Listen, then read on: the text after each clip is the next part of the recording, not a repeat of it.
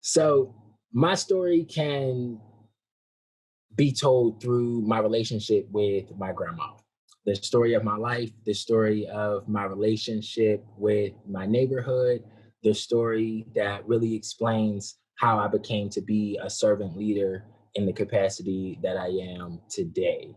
My grandma is really my family's matriarch and my community's OG community organizer, really. If anybody knows her, she's a tiny little woman with a huge personality, very bold, similar to Espresso. And she really instilled a sense of servant leadership into me. Ever since I can remember, I've always been doing things with her in a volunteer capacity. My earliest memory of her actually is in South Oakland at the field house. She had started the summer lunch program and we were volunteering with her. And I had to be about 8 at the time. And she had us suited up in our little aprons and we were passing out food to the community. And really a lot of my earliest memories with her have always been service oriented. So as I grew up, I decided to continue that path. I left Pittsburgh for a short while. I attended Penn State for 4 years. And my senior year, I graduated 2016. A lot of things were happening in the world, and it led me to start the organization that I represent now, which is the Trap Panther Party.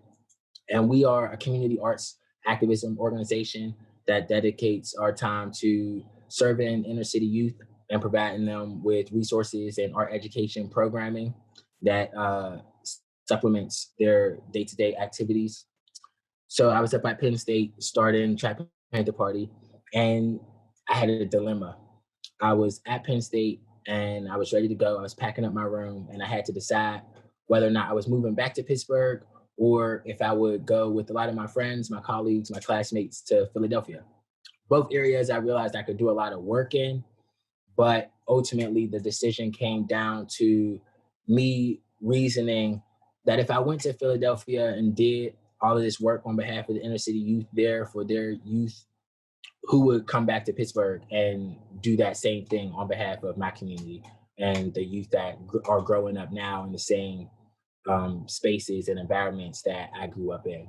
So that was really a driving force for me to return back to Pittsburgh.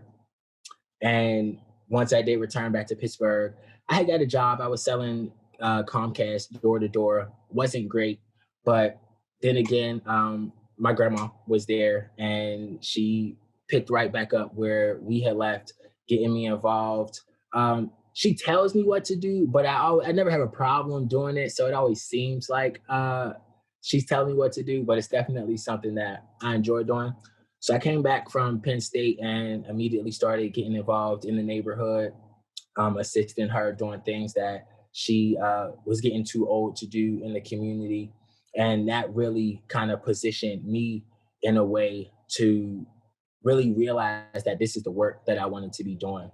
So I quit my job at Comcast and I really started building some community programs.